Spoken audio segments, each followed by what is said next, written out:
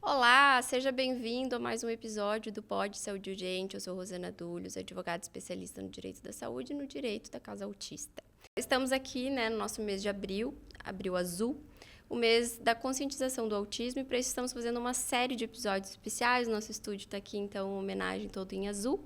Vamos ouvir, então, hoje a odontopediatra, que tem curso de formação em transtornos do neurodesenvolvimento. Ela tem uma habilitação em sedação, ela tem uma atuação muito forte dentro do cenário autista. Ela é a Manuela Cecegalo. Isso. Tudo bom? Tudo bom? Muito obrigada pelo convite. É um prazer enorme falar sobre a odontopediatria para as crianças autistas, ainda mais no mês de abril, que é tão especial para nós, né? É um mês que a gente usa muito para trazer à tona. Claro que a gente sabe que isso tudo tem que ser falado o ano inteiro, que não é só no mês de abril, mas é um mês onde talvez as pessoas parem para olhar mais sobre isso, né? E aí, no mês de abril, eu quis fazer todos os episódios, assim, um pouco diferentes, né? Então, num episódio, eu trouxe uma mãe com a sua filha, que no caso é a irmã atípica, porque eu trago muitas mães aqui, mas nunca tinha trazido uma irmã.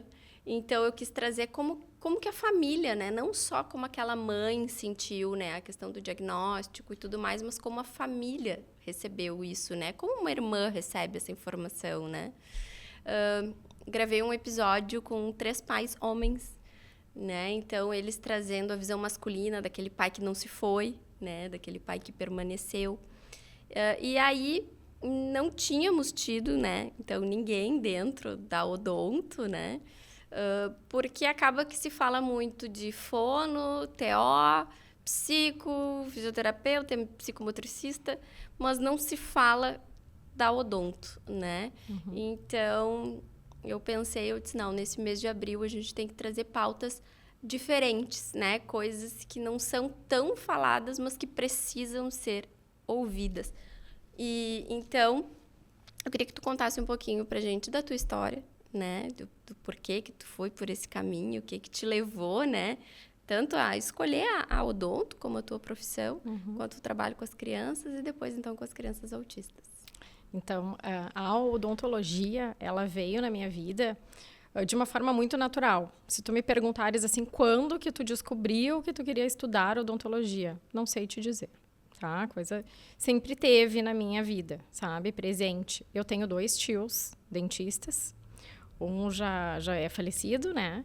E os 2 me inspiraram muito, assim, na vida deles, né? A odontopediatria, ela veio também de uma forma muito natural. Quando eu me formei, aliás, quando eu entrei na faculdade, eu queria fazer bucomaxilo e queria trabalhar com fisioterapeutas para aquela questão das cirurgias ortognáticas. Só que o meu período dentro da faculdade me levou para atendimento infantil. Então, eu saí da graduação já indo para especialização, né? E na especialização, a gente atendia crianças especiais com síndromes raras. Tínhamos um centrinho de atendimento com cirurgia, com anestesia geral, né? A gente atendia as crianças difíceis ali. E aquilo era muito legal, porque saía um pouco daquela coisa do consultório. Isso é encantador, né? Para mim era. E a questão do difícil, né? Da gente ter um desafio. Eu sempre fui movida a desafios. E a criança autista, ela é um desafio, né? Em vários sentidos. E como tu falaste ali, a criança tem a TO, né? A terapeuta ocupacional, a fonoaudióloga, a psico, tantas demandas, né? E o odontopediatra, ele às vezes na maioria das vezes, fica por último. E a gente entende, porque o primeiro impacto é a fala, muitas vezes. Né? A criança não está falando, vamos ver o que aconteceu. Já está com 2 anos, não fala nada. Já está com 2 anos e meio, não está verbalizando nada. E aí buscam o fonoaudiólogo, o fonoaudiólogo vai indo, né? Neurologista, TO. E as demandas são tantas que a parte dos dentinhos, a parte, né, de toda a estrutura estomatognática voltada para a odontopediatria fica fora do contexto. E a gente é procurado depois, quando já tem diversas necessidades curativas e tratativas, né, naquela criança. Então, esse desafio foi o que me moveu, né, dentro da odontopediatria. Atender crianças é um desafio já ao natural, as crianças típicas. As crianças com síndromes raras, né, as crianças paralíticas cerebrais e as crianças autistas são grandes desafios dentro da odontopediatria, e eu acho que é por isso que poucos atendem. Né? Então, dentro da minha formação, quando tu falaste ali, habilitação em sedação, o que faz uma odontopediatra buscar uma formação em transtornos, né? Que move isso, né? Conhecer a criança, conhecer o autismo, entender as neurodiversidades para que a gente consiga, então, acessar aquela família e trazer a odontologia para dentro da vida da criança. Porque o que muda? E eu sempre falo para os pais, qual é o nosso objetivo com a criança autista? É fazer com que ela tenha autonomia na sua higiene bucal. Né? Não é eu sentar a criança na cadeira odontológica e passar a maquininha. Isso aí não é o objetivo de uma consulta. O objetivo é a gente instruir aquela mãe, aquele pai, aquele cuidador, para que ele consiga, então, passar um fio dental, limpar o dentinho todos os dias, fazer realmente a prevenção que ela é feita em casa, né? E não ficar esperando ter a doença para poder levar, para a gente poder, né? E aí, dentro dessa demanda toda de físio, fono, TO e todas as terapias que a gente sabe que uma criança autista precisa, né? E que muitas vezes as crianças passam muitas horas da sua semana ali. Acaba que a odontopediatria, a parte odontológica mesmo, ela fica de lado, né? E quando a criança chega lá para mim, ela chega com muito tratamento, e eu tenho que fazer aquela criança participar da minha consulta de uma maneira com que eu consiga executar os tratamentos. E aí eu fui buscar a sedação. Porque é tão difícil já para nós, né? Sentarmos numa cadeira, abrirmos a nossa boca. O dentista é o nosso terror, né? A gente foge daquela cadeira. Muitas pessoas, né, que têm crenças negativas em relação ao dentista. E essa crença é passada para as crianças. Então, os pais, às vezes, pensam, vou ter que levar ele lá, vai gritar, vai se desorganizar, vai quebrar tudo, vai chutar, vai bater a cabeça na parede. E quando chegam lá, se encantam, né? Porque eu tenho lá todo um preparo, né? Esperando essa família, esperando essa criança. Eu faço questão sempre de quando eu recebo um agendamento, né? Eu sento sempre uma semana antes, né? E eu vou olhando quem é que está na agenda. E quando eu vejo que tem um paciente novo, né? Que sinalizou ali que tem um transtorno do espectro autista, eu ligo e eu pergunto, como é que ele é? É a primeira vez no dentista. Aí, já começo a ouvir, né? Não escova os dentes em casa, porque a parte de sensorial mesmo, tátil, né? E da percepção oral, ela é muito difícil para algumas crianças com transtorno do espectro autista que não permitem nenhuma escovação diária. Imagina, né? Quanta demanda de tratamento essa criança tem. Então, a mãe já vai me contando. Eu acho que ele tem uma cárie. Olha, ele está muito agitado, parou de comer.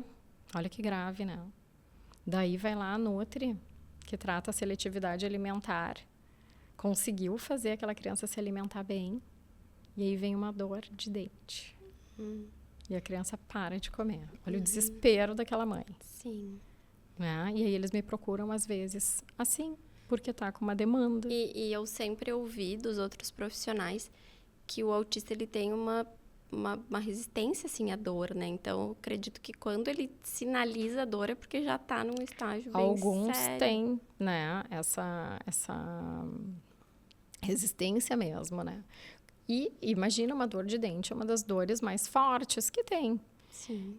Então, quando a criança já está manifestando a dor, né, e se ela tem essa capacidade de sentir dor por mais tempo e só manifestar no momento, né, de insuportável, é porque realmente a gente já tem que fazer talvez uma extração, um procedimento maior. E é o que acontece. Né? E aí a gente lança a mão da sedação, porque precisa tratar urgente. Sim. Não tem tempo de preparar aquela criança. Sim. Então, aí a gente vê a importância dessa preparação, né? Não é algo que o dentista convencional pode fazer assim, né? Existe todo um preparo para poder atender essa criança de uma forma tranquila, de uma forma mais... com aquele olhar de amor mesmo para aquela criança, né? Eu penso assim, para aquela criança e para aquela família, para quem cuida da criança. Porque tu imagina o desespero de uma mãe, nesse quadro que eu tô te passando, assim, que parou de comer, né? Que parou de falar, porque tá com dor. Né? Então, esse quadro, ele chega, né? E é assustador, tá? E às vezes eu começo a ligar, né? Eu ligo para fono, olha, o que está acontecendo, como é que foi a evolução, quanto tempo ele está contigo, o que tu vem trabalhando, como é que a gente pode se ajudar? Porque qualquer coisa que eu faça que seja fora do script, eu posso alterar um ganho que essa criança já teve. E essa é a minha preocupação maior, tá? Então, por exemplo, fazer contenção física em uma criança que não suporta toque é uma agressão. Eu não posso fazer isso. Então, eu tenho que conhecer aquela criança, né? E quem conhece bem a criança, além dos seus pais, são os terapeutas que têm o privilégio. Eu digo assim, vocês têm o privilégio de terapeuta ocupacional, por exemplo, de estar com aquela criança, às vezes, 3 vezes na semana. Né? De conhecer e acessar muito melhor. Então, eu peço muita ajuda para essas profissionais. Adoro as TOs, eu fico encantada porque parece que elas fazem mágica. E a gente brinca, assim, né? Quando eu faço contato, porque toda vez que eu ligo para uma, eu recebo uma aula. Porque é o caminho, elas sabem acessar, assim, e eu aprendo. E eu busco, assim, colocar em prática muitas das coisas que a equipe me passa, né?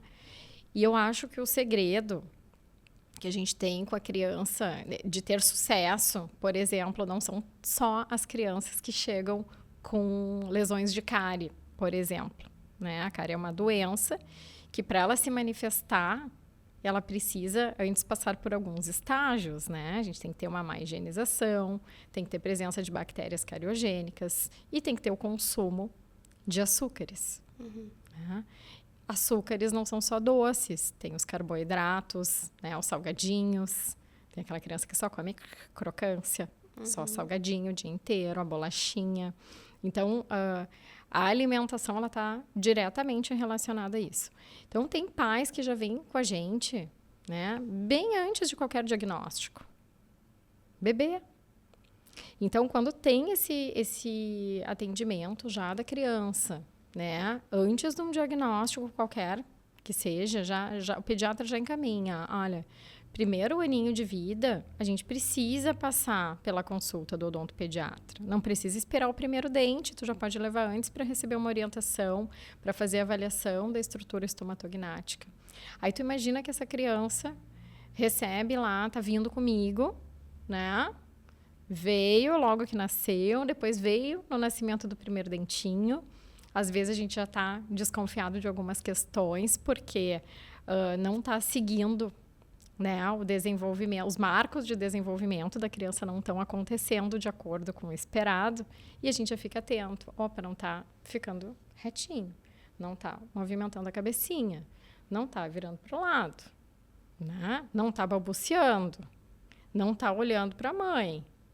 É aqueles marcos que a gente vai esperando dentro da idade. Tu faz caras e bocas e a criança, nada.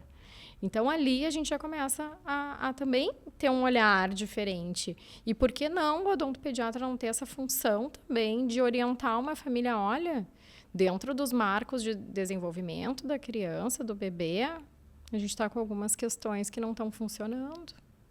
Encaminha para fono, encaminha para o terapeuta ocupacional, para fisioterapeuta. Né? Então, aí a gente já começa a trabalhar a prevenção, a intervenção precoce. Porque, mesmo na verdade, sem ter, né, um não diagnóstico. se precisa de um laudo, de um diagnóstico para se perceber determinados atrasos, né? Isso. Um dia, uma fono me disse isso aqui. Ela disse, se a criança com 2 anos não fala, tu não precisa de um diagnóstico de TEA para saber que essa criança não fala. Então, por que não ir numa fono? Isso. Né? Já não é necessário, né? Porque, às vezes, até se chegar no CID, é difícil, né? Às vezes tem que ter muitas consultas. Aí a gente imagina crianças que dependem do SUS, que para conseguir uma consulta é 1 ano, 2 anos esperando. Então, não precisa esperar tudo isso para tu saber que aquela criança não está falando, né? É verdade. Então, a gente, como odontopediatra, e que tem essa orientação de acompanhar o bebê, né? Porque o bebê, sem dente, o que ele vai fazer lá? Ele vai ver todas as estruturas de língua, os frênulos, a motricidade, a mamada, né? A relação dos rebordos alveolares. Existem coisas que a gente já consegue avaliar e prevenir, né? E ir trabalhando aquela demanda inicial do bebê dentro da odontopediatria, que tu vai acompanhando a criança. Então, a criança já vai conhecendo o ambiente, já vai se familiarizando com o profissional. Quando nasce o primeiro dentinho ali, já começa a receber as primeiras orientações e tu já vai trabalhando a prevenção em casa, mesmo, né? As crianças que não têm diagnóstico nenhum ainda e não têm atrasos e enfim.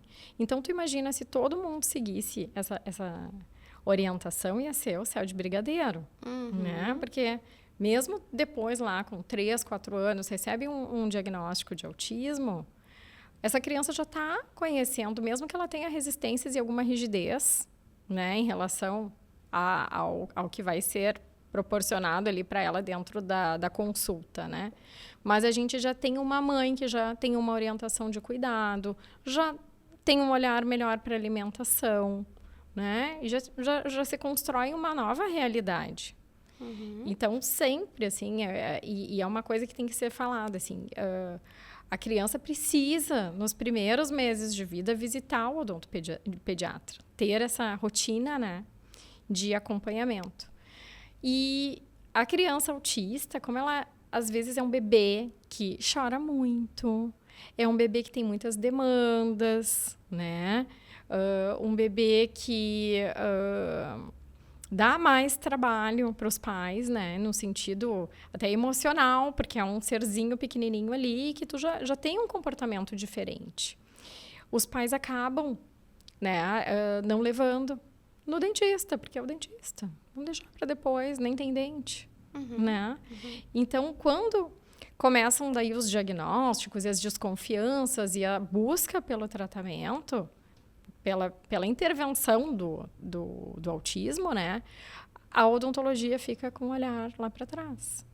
E aí essa criança vai chegar depois com a gente já com essa dificuldade da higienização, sem a prevenção em casa, com as resistências orais, né?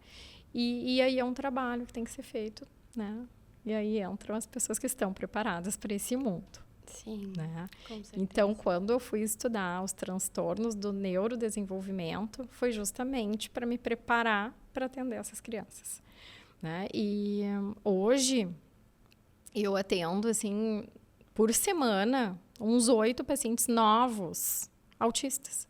Então, mais de 80% dos meus clientes, né, meus pacientes, são autistas. É uma realidade bem, né, para alguns consultórios, meu Deus do céu, o que está acontecendo? Mas, na verdade, a gente acaba ficando referência dentro da área. Eu digo que as mães, elas são uma fonte de propagação de informação incrível. Então, quando tu dá tu faz uma consulta e tudo transcorre bem, é evidente que ela vai contar isso. E eles vivem em grupos, né? A gente tem...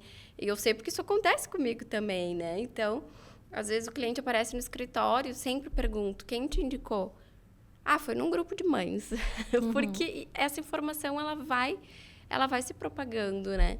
E não existe nada melhor do que uma mãe satisfeita para passar qualquer credibilidade de um bom atendimento, né? E agora eu estava te ouvindo e eu me lembrei da história do Bernardo. O Bernardo é um paciente meu, vou falar o nome dele porque eu tenho certeza que eles permitem, né? A gente fala muito, eu conto muito a história dele. O Bernardo chegou com uma demanda de tratamentos e muito agressivo, menininho pequeno, né? Eu acho que ele está com 7 agora. Demanda de extrações, com fístula, com dor, né? Então, um menino muito agressivo. Primeira consulta, eu escapava dele, né? Porque senão eu apanhava.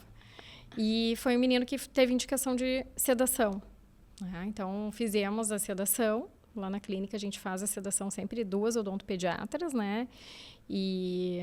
temos agora um médico anestesista que nos auxilia, mas nós não tínhamos isso antes, então a sedação, fomos estudar a sedação medicamentosa multimodal, que associa a técnica de medicação com sedação por óxido nitroso e oxigênio, que é uma mistura dos gases. E o Bernardo foi uma sedação assim. E na primeira sedação, já a gente realiza o máximo de procedimentos que tem que ser feitos ali. E ele conseguiu... Nessa sedação, eles apagam, assim? Eles dormem? Como é? Alguns dormem, outros não, tá? Então, a gente não tem como falar, assim, essa sedação medicamentosa que a gente faz. Agora, quando vai com o médico anestesista, a gente consegue uma condição de soninho, né, melhor, né, de anestesia, de sedação melhor, sim. né, um nível de sedação melhor, por ser endovenoso, né. Sim. Então, o Bernardo, quando ele entrou na sedação, ele foi um menino que ele ficou bem, né, bem sedadinho, dormiu, conseguimos fazer bastante, todos os procedimentos ele fez, tá. E eu peço um retorno, depois de 10 dias, e ele voltou, outra criança. Ele entrou na clínica sozinho, porque eles têm também essa resistência, né, de entrar. Ele vai entrando, vai entrando. Ele entrou, foi na minha sala e me deu um abraço. Aí tu imagina, um menino que antes de tudo, com dor, com aquela demanda oral, né, batia em todo mundo. Era a manifestação dele, da dor, do desconforto, de que alguma coisa não estava certa. E ele entendeu que ali, naquele momento, e ele não lembra, porque deve ser uma confusão, porque a sedação causa, né, uma amnésia, ele pode lembrar de flashes, mas não de tudo que aconteceu, mas ele entendeu que aquele momento ali foi um momento legal. Então, ele me abraçou. E é emocionante quando a gente fala, né? Assim, é um... Como é que É que eu acho que é a manifestação do propósito. Isso. É tu conseguir ter a percepção de que com o teu trabalho, com o fruto do que tu estudou, tu consegue ajudar de verdade a vida de alguém. Eu acho que isso. E é uma coisa que vai além disso, né? Eu ainda acho que vai além disso. É o propósito, mas é uma missão também, né? É uma missão também. Então, é algo que tem que vir além do conhecimento técnico. Eu digo que tem que sentir. E eu digo isso lá no escritório sempre. Se vocês não tiverem amor pelo que vocês estão fazendo aqui dentro, estão fazendo só por dinheiro, não funciona. A gente tem que aquilo tem que pulsar dentro de ti, né? Eu estava te ouvindo agora e aí a gente, falando de profissionais, como são importantes alguns profissionais. Aconteceu com a minha filha uma situação de escolinha, né? Então, ela 8 meses, foi para a escolinha, berçário, uma escolinha de bairro, bem conceituada. E ela Tava super bem, a escolinha, né, pós-pandemia, não permitia que os pais entrassem, então a gente deixava a criança, a professora pegava na porta, entrava na sala e a gente buscava na porta. Final de berçário, ali em outubro, mais ou menos, ela já tentava caminhar, de repente parou de caminhar, né? E aí eu digo... Meu Deus do céu, uma das características que a gente tem, né, dentro do espectro e tu evoluir alguns ganhos. Começou a falar e parou de falar. Começou a caminhar, parou de caminhar. Eu já regalei meu olho desse tamanho. Eu digo, e agora? O que eu fiz? Liguei para fisioterapeuta, que é minha amiga, que eu mando meus pacientes, que ela atende uma demanda, e digo, olha, preciso avaliar essa menina. Tá evoluindo, tô apavorado, porque ninguém quer esse diagnóstico. Essa é a verdade, né? Ninguém quer. É muito difícil. Sim. E aí levei na físio. Ela avaliou, digo, olha, a parte cognitiva dela tá muito boa, mas ela realmente não quer ficar em pé, ela chora para ficar em pé. E ela já está ficando com uma hipotonia muscular das coxinhas, vamos trabalhar. Eu digo, vai fazendo, porque ela precisa fortalecer essa musculatura. E a Dani começou a fazer o manejo da Alice. E foi desenvolvendo, e a lateralidade, o senta, levanta, e ela é muito estimulada. Ela é uma menina muito estimulada, ela não é uma menina que fica parada, né? E eu digo, bom, vou levar na neuroortopedista da primeira marcha. Levei na neuroortopedista da primeira marcha, avaliou, pediu exames de absorção de proteína, pediu exames de raio-x para ver se ela não estava com alguma displasia, né? Que não dói. E também é uma das coisas que a criança para de caminhar. E tudo normal, não tinha nada. A ortopedista disse, vamos fazer uma visita na escola. Chegamos lá, descobrimos que a escola, uma escola muito boa aqui, em Porto Alegre, muito boa, ela tinha trocado toda a turma da minha filha. Evoluído a turma para o pré-maternal e deixaram somente a Alice e uma coleguinha naquela turma e colocaram bebês, cheio de bebês, novos coleguinhas. Ela teve um trauma emocional e ela começou a espelhar os coleguinhas bebês. Tá? Caramba. E aí a gente começou a trabalhar, trocamos a escola, né? E hoje ela está muito bem, caminhou, né? Fizemos um intensivo de fisioterapia. E por que eu estou contando essa história? Porque isso acontece muito em relação à marcha, primeira marcha, em relação à fala, em relação à alimentação, desde lá da amamentação, né? Aceitação da comida depois da introdução da alimentação oral. E a gente tem que buscar o tratamento disso. Buscar solucionar e não achar que toda criança tem seu tempo para caminhar e eu vou ficar esperando. Existem os marcos de desenvolvimento e não é esperado que a criança não corresponda àquilo. Ela tem que corresponder aos marcos. Né? Então, a gente fazer a intervenção precoce antes de diagnóstico. Acho que a principal mensagem em relação à odontopediatria também, não esperar a criança ter doença de boca para fazer com que a família leve essa criança. E não é uma crítica, porque a gente não pode nem julgar, porque são tantas demandas, mas é uma forma de prevenir, né? Coisas, demandas assim que se tornam caras, né? Envolvem sedação, envolvem cirurgias, né? Envolvem tratamentos. Então, essa que é a mensagem que eu acho que é principal, assim, a gente entender que precisa intervir antes da coisa perder o controle, né? Então, eu recebo muitas crianças que chegam para mim para avaliação do freio de língua porque não estão falando. E muitas vezes vem do pediatra. né? Então, assim, a criança não está falando, vê se a língua tá legal, né?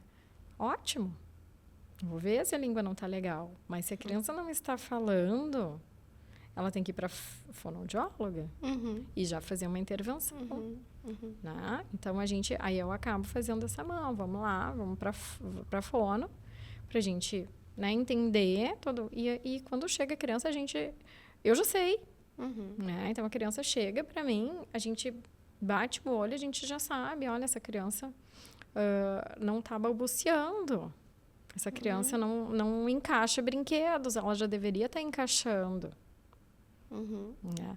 Então, essa questão da intervenção precoce, ela é... E o papel do pediatra nisso tudo, ele é tão importante, né? Porque dificilmente uma família vai procurar prontamente um neuropediatra.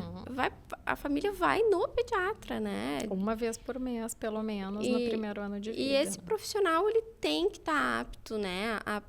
A ter esse olhar, ele tem que saber sobre isso, ele é o profissional mais perto. E a gente vê tantos casos. Eu já trouxe aqui muitas mães atípicas. E é recorrente o que todas me falam.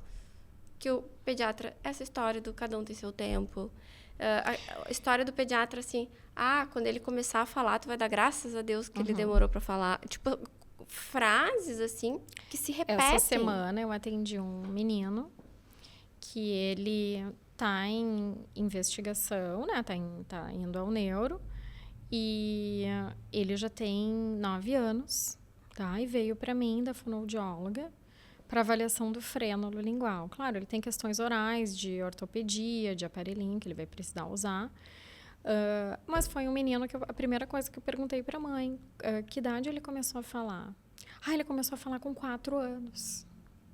Bom, ele teve um atraso, né, no marco de desenvolvimento. Então, aí a gente já tem alguma questão, né? Tem apraxia de fala, tem frênulo curto. Então, claro, não sou eu que vou fazer diagnóstico, mas a gente já sabe, né? Então, cabe, né, esse encaminhamento precoce, não esperar uma criança com 9 anos. Imagina o sofrimento da criança e da família. E aí também, conversando com pediatras, né, e nesses grupos que a gente estuda autismo, eles não aprendem isso nas residências. Sim. Né? Então, não justifica, porque a gente tem que estar sempre se atualizando e buscando o conhecimento. Exatamente. E tantas crianças autistas, né? E um dado que eu estava falando agora, me lembrei, né? Das crianças autistas, 60% delas têm lesões de doença cárie em boca. Isso é um dado bem elevado, né? Sim. Mas voltando lá para o pediatra, eu me lembrei, senão eu esqueço. Os pediatras não estudam autismo. Né? Então, eu acho que isso vai mudar, as coisas estão mudando, né? Já existem agora formações, né? Até a gente estava falando há pouco, a formação que tu faz, ela é uma formação para médicos, né? Ficam aptos até a fazerem um diagnóstico, um encaminhamento, né? E os profissionais que lidam com crianças, eles têm que estar atentos, né, a essas mudanças assim, que estão acontecendo. O autismo não é mais... Antigamente, o autismo ele era escondido, o autista ficava dentro de casa, o autista sofria lá os seus inúmeros preconceitos. Hoje, a gente está diante de uma realidade totalmente diferente, onde a gente fala sobre autismo, a gente discute autismo, a gente está aqui num podcast falando de autismo. Então, assim, não é mais desculpa para nenhum médico dizer que não sabe. Ele tem obrigação de saber. De estudar. Né? Então, assim, quando tu te coloca na posição de odontopediatra e tu vai lá e tu estuda sobre o autismo, tu tem obrigação de saber sobre isso, né? Quando eu me proponho a ser uma advogada da saúde, eu tenho que saber sobre autismo. Então, a gente não pode... Eu também não tive na faculdade, né? Nunca nem se falou de direito da saúde na faculdade. Então, é tudo muito... A gente tem que ir atrás. E nós, como profissionais, assim, da saúde, que a gente tem que sinalizar para os pais, né? Saber de uma forma leve, né? Levar esse primeiro olhar, olha... que o pediatra tem falado sobre isso? Vamos fazer uma investigação com a fono, né? Vamos conversar, eu tenho uma indicação, a gente senta, conversa e vamos traçar, né, uma estratégia para essa criança. Porque, às vezes, os pais ficam surpresos e eles já sabem que tem alguma coisa. A mãe sempre sabe, né? Só que a gente não quer se ouvir, né? Então, tem aquela negação. E, às vezes, se colocar do lado dessa mãe, né? Entender o que ela está passando e se mostrar como uma ajuda, né? Olha, eu tô aqui e tu conta comigo, nós estamos juntas nessa jornada. Né? Acho que isso, o profissional que lida com crianças, ele tem que ter. Sim. Não só com autista, mas... Sim, não, né? mas Todas é as crianças, o, né? o profissional que trabalha com criança, ele tem que saber que hoje o autismo, ele é uma realidade, não é mais, né? Então, onde ele estiver trabalhando com crianças, irão ter crianças autistas ali, ele precisa saber disso. Tu sabe que quando eu comecei a atender crianças autistas, eu estava comentando antes contigo sobre um paciente, né, que eu me lembro, assim, que foi meu primeiro paciente de autista, que chegou, que a mãe disse, olha, ele é autista e eu preciso fazer uma visita por mês porque eu não dou conta de cuidar e eu preciso de um suporte porque eu não quero que ele tenha problemas. E ele era pequenininho, a gente atendia, era tranquilo, ela botava no colinho, eu ia fazendo o que eu tinha que fazer, só que ele foi crescendo. E à medida que ele foi crescendo, ele foi ficando forte e ele já não permitia o atendimento, era muito difícil. E um dia eu falei para ela, para a mãe, né, eu digo, olha, eu não consigo mais, eu não quero mais atender teu filho porque eu não estou mais te ajudando e eu não sei o que fazer. E eu chorei. E ela me disse assim, não faz isso. Ela me deu apoio, né? Olha só. Ela disse assim, não faz isso, tu vai atender meu filho, sim. Porque o que tu tá vivendo agora, nessa consulta, eu vivo em vários momentos do meu dia. Porque as lutas são muitas durante o dia. Tudo, às vezes, é uma confusão. É uma luta mesmo, é uma luta. E eu preciso da tua ajuda, né? E isso motiva, né? Com certeza isso motiva. E esse paciente está com 17 anos já. E olha, talvez a importância dessa fala, talvez até na tua vida hoje. Claro. O quanto isso refletiu para tu te qualificar, então, para poder atender essas crianças. E eu sempre pensava, né, assim, o que eu posso fazer de diferente? Eu já, antes de eu ter a estrutura que eu tenho hoje, né? Hoje eu tenho uma estrutura que eu planejei para fazer o melhor atendimento dentro do meu conhecimento, né? Então, antes de eu ter essa estrutura, eu fazia bastante lúdico com as crianças, né? Claro que tem as crianças autistas que são muito objetivas e diretas. Eu tenho pacientes autistas que eles já me conhecem, eles entram na sala, eu deixo as duas portas abertas. Ou ele vai para o lúdico, ou ele já senta direto na cadeira. Os que são mais diretos, que já estão acostumados comigo, eles entram, sentam, abrem a boca, faço o que eu tenho que fazer, vai embora, me dá tchau e deu. Depois volta e é tudo a mesma coisa. Tenho vários assim. É uma construção, né? E para construir isso, a gente tem que conhecer como é que é o funcionamento da criança.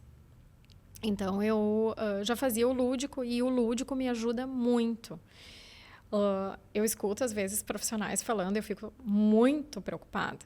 Dentistas falando assim, mas tu botar uma fantasia infantiliza a odontopediatria. Eu acho que se aproximar do paciente nunca vai infantilizar a tua técnica, né? Bem pelo contrário, mostra um cuidado com aquela pessoa que tu tá recebendo, tá te preparando, né? Colocando uma roupa da Peppa Pig, eles adoram, né? A roupinha da patrulha canina, a orelhinha de coelho. Tem que conhecer a criança, não dá para fazer algo também que é inadequado para aquela idade, para aquela criança. Mas a gente tem que fazer uma consulta prévia para entender. Então, hoje, eu uso muito o lúdico ao meu favor. Então, eu tenho essa sala lúdica, onde eu inicio todos os atendimentos e ali não tem cadeira de dentista. Não tem gabinete odontológico, é uma sala diferente. Então, como eles já estão acostumados com terapia, né, já vão na fono é assim, tem lá o tatame, eles já chegam tirando o sapatinho e já vão brincando com os brinquedos, né? Claro que os brinquedos são programados para eu entender como que é aquela criança, se ela encaixa, se ela gosta de vibração, se ela suporta o barulho, né? Porque daí a gente vai mexendo no sensorial e conhecendo. E nesse momento, tá todo mundo no chão, eu sento no chão. E às vezes... Fantasiada? Às vezes, sim. E os pais olham para mim e dizem assim, tu vai sentar no chão? Ai, mas doutora, no chão? Eu falei, sim, e tu também. Nós vamos todos sentar no chão e a gente vai conversar. E aí eu começo a fazer dinâmicas com luzinha, com lanterninha, com brinquedos. E eu vou fazendo o exame clínico muitas vezes. Tá?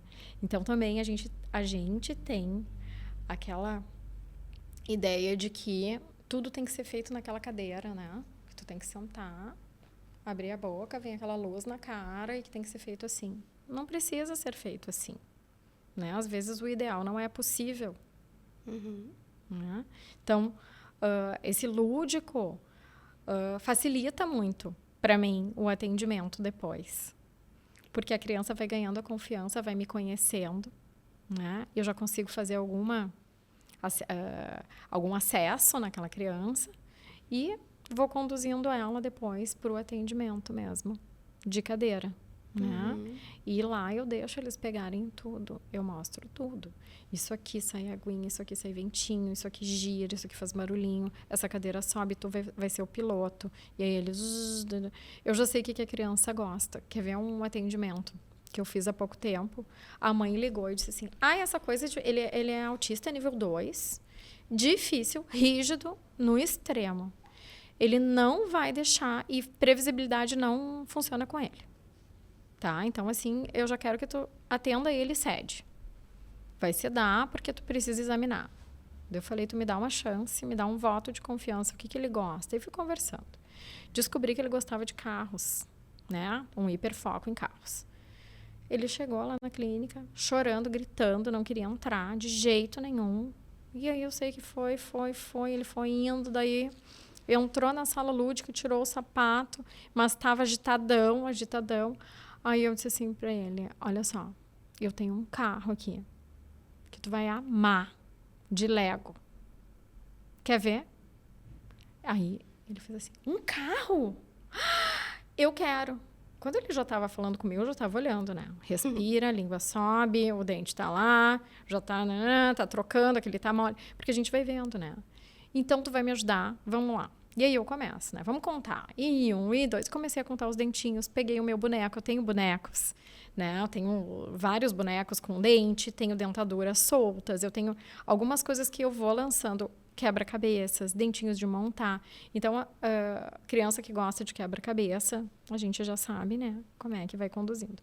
E esse menino, então, ele queria o quê? Ver o carro que eu tinha para mostrar para ele. Então, tudo que eu pedia para ele fazer, ele fazia. A mãe sentada do meu lado, assim. Tá? Porque antes dele ir, eu tinha conversado com aquela mãe. Eu tinha preparado a equipe que trabalha comigo. Olha, vai vir um menino aqui. A mãe me disse isso, e eu preciso que vocês atendam da melhor maneira possível. Não estressem a criança, não fica perguntando. Porque às vezes a gente prepara nossos auxiliares, né? A secretária e tudo. E aí, ao natural, vem uma conversa às vezes inadequada. Então, eu tenho que treinar elas também. Né? E aí, quando tudo isso vai fluindo e a gente consegue, né, o gancho, resumindo, ele foi, sentou na cadeira, consegui fazer uma limpeza top, porque o carro estava lá em cima na prateleira e ele estava assim, ó, olhando para o carro. Tá? Então, a mãe depois disse assim, saiu de lá e disse, eu vou marcar o meu outro. Na verdade, eu trouxe esse, porque o outro é pior. Né? Que a gente sabe, né? Que é genética. Então, e tu conseguiu. E ele é rígido. Eu não acredito. Aí o pai chegou no meio da consulta. Não acredito que ele deixou sentado na cadeira, entendeu? E aí terminou a consulta, eu peguei o carro, que era um carro de Lego, meu marido monta e vai botando lá, né? E aí ele olhou o carro, mexeu na porta, subi, botei o carro, foi embora me abraçando. Né? Então, numa primeira consulta. Isso é um sucesso. Né? Que lindo teu trabalho. É um sucesso. E tem os insucessos também. Sim. Né? Com certeza, tem aquele dia que tu senta assim, diz, o que eu estou fazendo, onde é que eu estou errando, porque é difícil, né? É difícil. Então, eu acho que a gente também é conduzido, né, por algo maior, assim. Eu também acredito nisso. Então, e tem dias que são muito, muito desafiadores. Tem dias que são muito desafiadores. A gente vai ter sempre... a gente não vai ganhar todas, né? A gente te fala sempre lá no escritório, assim, né? De entrar com 100 processos, a gente não vai ganhar 100 liminares, né? Porque não depende só de mim, depende do juiz, depende de uma série de fatores. Mas se a gente ganhar 90, se a gente ganhar 92, cara, a gente tá muito bem, né? Porque são 90 pessoas que estão tendo as suas vidas transformadas. E eu acho que é isso, assim, é óbvio que isso não é uma ciência absoluta, que tu vai botar o carro e vai dar certo. Mas eu acho que vai muito também da tentativa, né? Do esforço que tu faz para que aquilo dê certo. Não vai dar certo sempre, mas se der 90% das vezes, tá incrível. Ontem eu tive um atendimento que foi um atendimento, para mim, bem frustrante, assim. Uma menininha de 4 anos que eu não consegui nada dela. Nada. Uma menina extremamente rígida, né? Claro, ela tá entrando em terapias recente, né? Tá indo trabalhar. Então, fiz tudo que eu podia dentro daquele meu período ali com ela, né? Não foi uma consulta... Foi uma consulta bem frustrante. Então, eu sento com os pais e digo, olha, a gente não evoluiu aqui. Eu consegui ver que ela não tem nenhuma lesão importante aqui de cárie. Vamos trabalhar com a TO e a fono. Eu vou fazer um conjunto ali com elas, vou fazer um grupo, a gente vai desenvolver juntas para a gente amadurecer, né? E ver onde é que é. Sim, tem questões ali ainda bem iniciais, tem outras demandas que estão me atrapalhando e eu também não posso pegar uma criança dessas e fazer uma contenção. Que eu detesto fazer contenção. Porque a gente fala muito, por exemplo, assim, tem criança que não consegue ficar sentada. E aí, como que tu vai fazer um atendimento odontológico? Tem criança que não consegue ficar sentada, que não suporta a luz, que não suporta o barulho, que não suporta o cheiro do consultório, que não suporta ouvir a minha voz, que não suporta, né, estar ali, né, e que muito menos olhando para minha boca. Imagina! E mexer nessa parte aqui superior, nem pensar.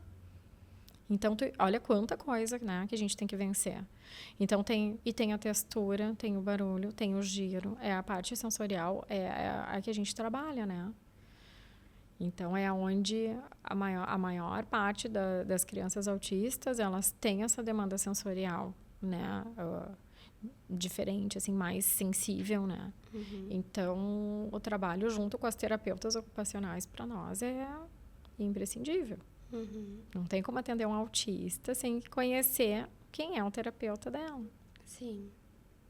O trabalho multidisciplinar que se fala tanto, e claro, aqui a gente sempre falou muito dentro do cenário clínico, né, que é o clássico, é fono, TO, psico, é o acompanhante terapêutico, todo mundo ali junto, né?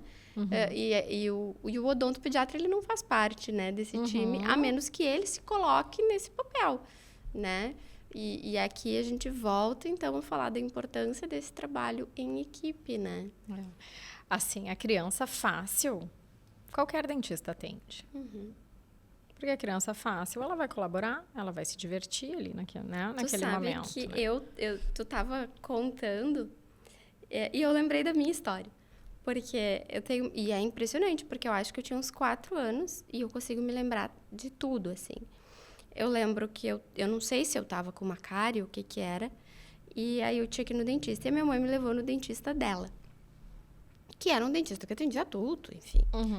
E ele não teve sensibilidade, ele não tinha nenhum tipo de manejo com criança.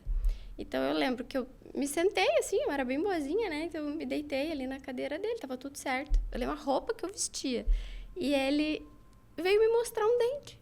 Acabei de tirar esse dente. Tipo assim, eu me lembro que eu peguei, passei por baixo do braço dele e fugi. Minha mãe teve que me catar no meio da rua, porque eu desci as escadas assim, do prédio e me fugi. E aí, a minha mãe entrou em desespero, porque ela começou a pensar assim, onde é que eu vou conseguir agora que ela tendo, porque daí na cabeça dela ela vai ter medo de dentista, o que eu faço com ela?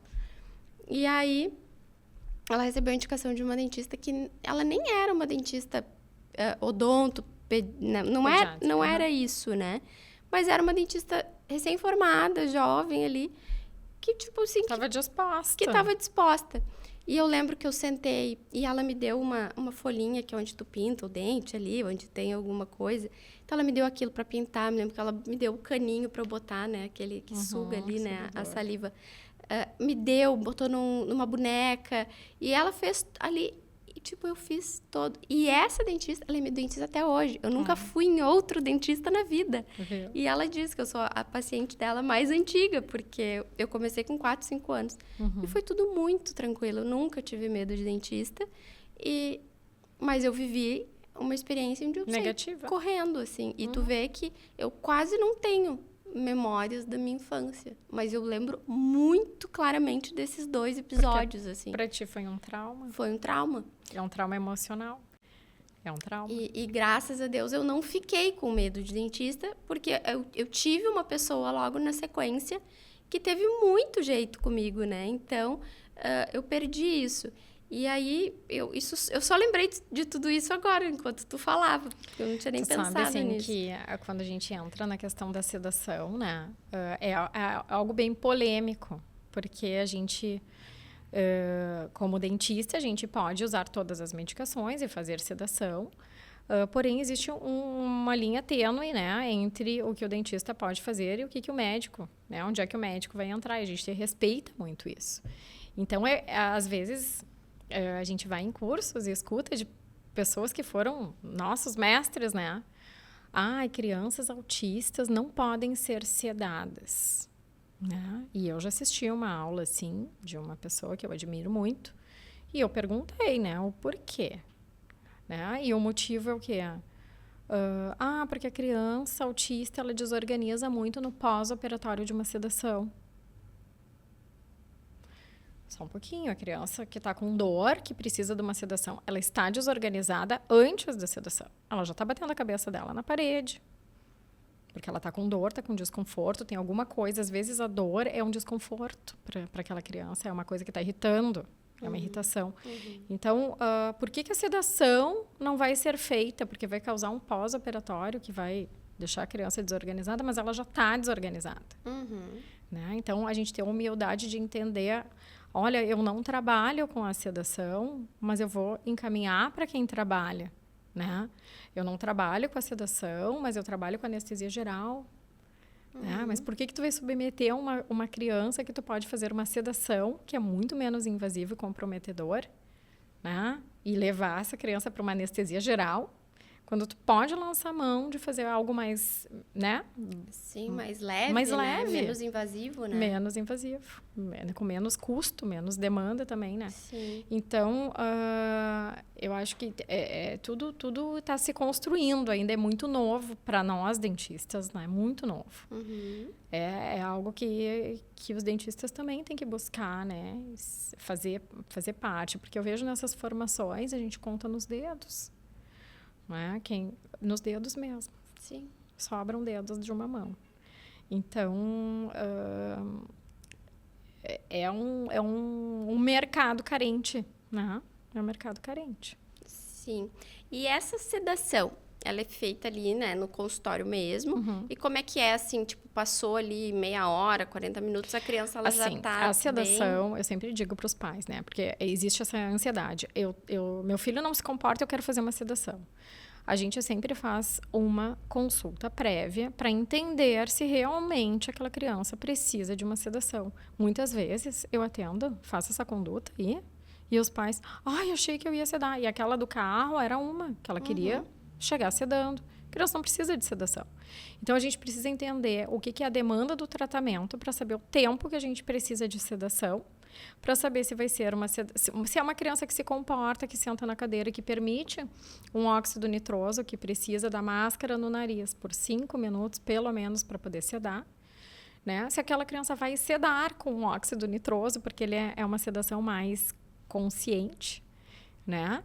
Então, a pessoa fica meio dormindo, meio acordada. Fica sedadinha, ele fica bom, né? Fica gostoso, fica permissivo, dá uma sonhada de olho aberto, às vezes, alguns dormem, né? A criança autista, ela tem uma resistência maior a essa sedação por óxido nitroso. Então, a gente tem que entender qual é a necessidade clínica, né? E como que aquela criança funciona.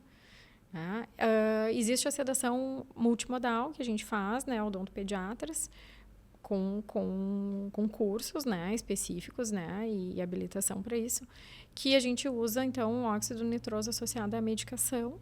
Normalmente, essa medicação a gente faz lá na clínica, né? É uma sedação que a gente tem um período de aproximadamente 1 hora ali, 40 minutos, depende muito da criança.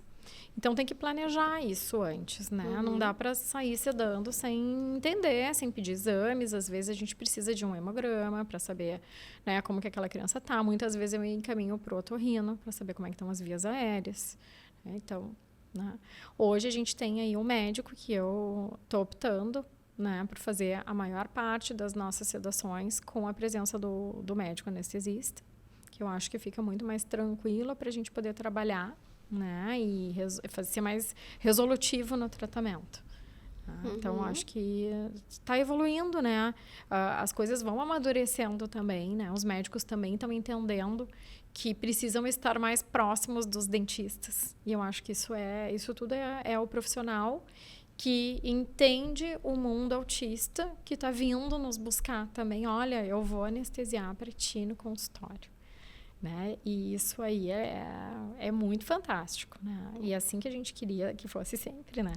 Mas a gente está aqui justamente procurando ter um mundo melhor, né? Então, cada vez que tu te dispõe a falar sobre o assunto, falar sobre o que tu faz, talvez alguém veja o que tu está fazendo e daqui a pouco acende uma luz, né, em algum médico, em outro dentista, de que ele também pode fazer diferente, de que ele também pode ir por um outro caminho, né? Então, eu acho que essa é a importância da gente falar, né? A gente pode... devagar, mas é andando, né? É sabendo que a gente está aqui... construindo um cenário diferente. Eu trouxe... acho que uns 2, 3 episódios atrás, que eu falei da mãe e a filha. E ela tem já um adolescente, então o filho dela tem 17 anos. E recebeu o diagnóstico com 2 anos. E ela contava que, na época que o filho dela foi diagnosticado, ela começou, então, a estudar aba e tudo isso. E isso tudo, ela tinha que pegar todo o material em inglês. Então, ela traduzia e passava para uma terapeuta que ia atender ele, porque não existia aqui no Brasil ainda. Então, porque ela sabia falar inglês, enfim, tinha acesso. Ela começou, então, a ir atrás do material daquilo que estava se usando lá nos Estados Unidos, traduzia, passava... E ela ia montando, então, a equipe com base em materiais, porque a gente não tinha. E aí, quando a gente para e pensa que isso foi 15 anos atrás e que hoje o ABA está tão difundido, tem muito a melhorar, tem muita coisa, né, que tem que ser feita melhor, porque vai ter sempre, e sempre vai evoluir, mas a gente já está vendo um cenário muito diferente. Então, eu fico imaginando que talvez, se esse episódio for assistido por alguém daqui a 15 anos, o cenário, com certeza, vai ser muito diferente desse que tu nos conta. Então, eu acho que é isso, assim, é esse trabalho que a gente faz de uma construção que talvez a gente, no nosso dia a dia, não perceba tanto essa diferença, mas que daqui a alguns anos, quando a gente olhar para trás, a gente vai ver. Eu acho que é por aí, assim. Então, Manu... Nosso tempo está se acabando. Passou rápido, né? É impressionante. Eu sempre finalizo os nossos episódios fazendo uma pergunta para o convidado. E eu queria que tu respondesse o que o teu coração disser.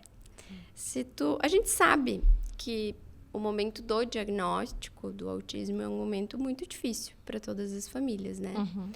E como profissional que atua e que vive essa realidade, né, de uma forma tão intensa... se tu tivesse agora diante de uma família que acabou de receber o diagnóstico, o que tu diz pra ela?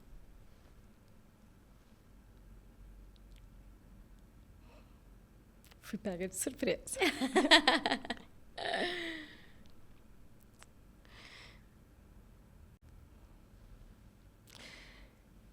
Né, como profissional que eu tô junto, né? Sim, eu acho que não precisa dizer nada, porque eu acho que isso mostra o quanto tu te solidariza, né? O quanto A gente se envolve, né? Porque eu acho que todo mundo que escolhe viver essa rotina que a gente vive, de conviver, tu muito mais que eu, porque eu convivo muito com os pais, Sim. né? Eu não tenho praticamente esse contato com as crianças, né? Eventualmente, assim, algum pai vai no escritório e leva a criança, mas geralmente não. Eu faço muito atendimento online, porque para as famílias é mais cômodo, né? Não ter que levar o seu filho, às vezes não tem com quem deixar, enfim. Então, eu faço muito atendimento online, mas... E na maioria, quando vão os pais, eles vão sozinhos, né? Então, eu não tenho tanto esse contato, mas eu escuto muito a dor, né? Dessas famílias, né? O sofrimento, a angústia, é um mundo que é muito difícil, né? Eles passam por... E agora me recuperei. Mas, assim, eu lido direto com dor. A maioria é com dor, né? E a gente, quando cede a criança, tu vê os pais choram. Eles nos abraçam e choram. E a gente chora junto. Porque eu choro junto. Porque tu tá... né? Teve uma mãe e um pai, um casal, eles são separados, que eles me disseram... O pai me falou assim, depois de uma sedação, eu nunca pensei que a minha filha autista ia conseguir receber um tratamento odontológico. Isso é forte. Porque ele acha que achava, né, que por ser autista, ela não ia, né, ter acesso àquilo ali, que aquilo ali não era para a filha dele. Olha que absurdo, né? É muito triste, então é assim. forte demais, né? E aí tu entender que receber, ninguém quer. E a gente sabe que, por exemplo, o dentista é uma coisa básica, né? Então, se ele tá na cabeça dele que não ia nunca conseguir receber um tratamento odontológico, imagina as outras coisas. Imagina as outras coisas. Então, essa evolução, né? A gente busca sempre que a criança evolua, né? Nas terapias. E essa construção é possível. Tu me traz ali a questão do método ABA, né? Que quando a gente estuda informação, é algo que todo mundo deveria conhecer, quem lida com as crianças, principalmente os pais, terapeutas, enfim. Então, é uma pergunta forte, porque quando eu digo ninguém quer receber esse diagnóstico. Né? Mas ele está ali, e se ele está ali, a gente tem que se ajudar. Sim. Né? Dentro da área da saúde, então, nem se fala. Tem que se ajudar. Sim. Porque é uma batalha, é difícil. É uma batalha. Mas eu acho que o importante também é a gente estar aqui justamente mostrando que tudo é possível. Né? Às vezes de uma outra forma, né? Às vezes com mais... trabalho. Recursos, né? Com mais recursos, com mais técnicas, mas é possível. Né? Eu gravei com uma supervisora APA, agora recentemente, e ela contava que levaram acho que 12 crianças da clínica no cinema. Né? E eram mães dizendo, nossa, eu nunca achei que meu filho ia no cinema. Então, tu imagina... Né? Como tu disse, o pai disse, nunca imaginei que minha filha ia no dentista. Então, olha, a gente tá aqui... Só que eles conseguem. Claro, eles vão precisar de alguma adaptação, mas é possível. Sim. Né? Tudo é possível quando também encontram as pessoas certas no meio do caminho, né? Eu acho que é mais ou menos por aí. Então, quero te agradecer. É lindo o teu trabalho. É lindo mesmo. Eu te confesso que quando eu te convidei para vir aqui, eu não imaginava que era tão lindo o teu trabalho. Eu fiquei realmente encantada. Foi um privilégio que bom. ter podido te ouvir. E eu tenho certeza que muitas pessoas vão se sentir mais encorajadas. Eu quero que tu deixe teu contato Se tu puder deixar um contato da clínica, alguma coisa, pode falar. Tu sabe que assim, a questão do local da clínica eu acho muito importante, porque eu busquei um lugar onde as crianças fossem bem acolhidas, né? Com estacionamento, com um café embaixo, com uma recepção bem cordial. Né? E isso muda tudo. Né? As crianças entram lá no prédio e elas dizem: o elevador é muito moderno. Eles já gostam quando chegam. Né? Porque a gente estava antes num local que era mais anos 80. Então, quando a gente mudou, a gente está ali no Medplex da Santana. Né? É a Torre Saúde, então só tem a área da saúde. Muitos já frequentam, alguns profissionais ali, então eles adoram aquele elevador que não precisa botar a mão em nada, e o elevador fala com eles, né?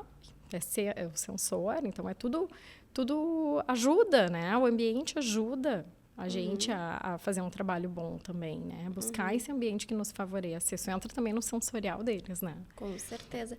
Mas deixa teu contato. Pode falar e aí de repente depois a gente deixa um e-mail, alguma coisa de contato para quem quiser procurar o teu trabalho também, né?